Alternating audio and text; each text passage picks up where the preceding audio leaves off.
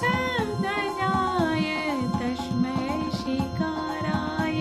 नमः शिवाय ॐ नमः शिवाय वसिष्ठकुम्भोद्भव गात्रवाण्य मुनीन्द्रदेवा चित्तशेखराय चन्द्रार्कवैश्वानरलोचनाय तस्मै बकाराय नमः शिवाय यक्षस्वरूपाय जटाधराय पिनाकहस्ताय सनातनाय